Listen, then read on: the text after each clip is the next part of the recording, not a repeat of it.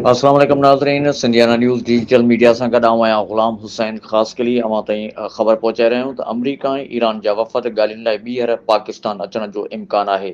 नाइब अमरीकी सदर पारां पाकिस्तानी क़यादत जो शुक्रियो अदा कयो वियो आहे। अमरीका ऐं ईरान जे विच में छिकताण घटाइण लाइ ॻाल्हियुनि जो हिकु ॿियो दौरु जल्द इस्लामाबाद में थियण जूं ख़बरूं तेज़ीअ सां गर्दिश करे रहियूं आहिनि।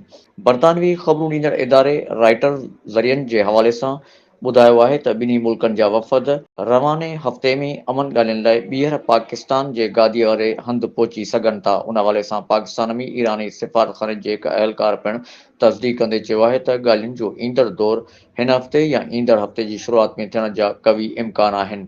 इहे बि इम्कान आहिनि त ॻाल्हियूं पाकिस्तान जे गादी वारे शहर इस्लामाबाद में थींदियूं या अमरीका जनेवा में थियण जा इम्कान आहिनि। अमरीकी मीडिया रिपोर्टनि मूजिबि पाकिस्तान पारां अमरीका ऐं ईरान जे विच में ॻाल्हियुनि जे ॿिए मरहले जी मेज़बानी जी आछ कई वई आहे ऐं इम्कान आहे त उहे अहम ॻाल्हियूं ख़मीस ॾींहुं इस्लामाबाद में थियण जा इम्कान आहिनि। पाकिस्तानी अख़्तियारनि पारां हिन हसास मामले ते सिफ़ारती कोशिशूं तेज़ कयूं वियूं आहिनि त जीअं ख़िते में अमन अमान जी सूरतहाल खे बहितर बणाए सघिजे।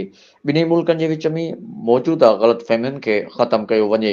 ॿिए तरफ़ अमरीका जे नाइब सदर जी डी वेंस ईरान सां ॻाल्हियुनि लाइ सालसीअ वारो किरदारु अदा करण ते वज़ीर आज़म शहबाज शरीफ़ ऐं army chief general field marshal Syed Asim Munir जो ख़ुसूसी शुक्रियो अदा कयो आहे।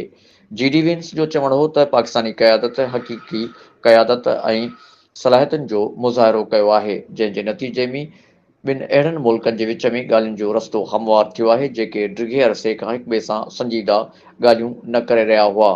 अमरीकी नाइब सदर जी डी वेंस अमरीका में मीडिया सां ॻाल्हाईंदे चयो त पाकिस्तान जे किरदार खे आलमी अमन लाइ इंतिहाई अहम क़रार ॾियूं था। हिन चयो त जल्द ईरान ऐं अमरीका जे विच में ॿीहर ॻाल्हियुनि थियण जा बि इम्कान मौजूदु आहिनि। वधीक ख़बरुनि लाइ ॾिसंदा रहो सिंधियाना न्यूज़ नेटवर्क।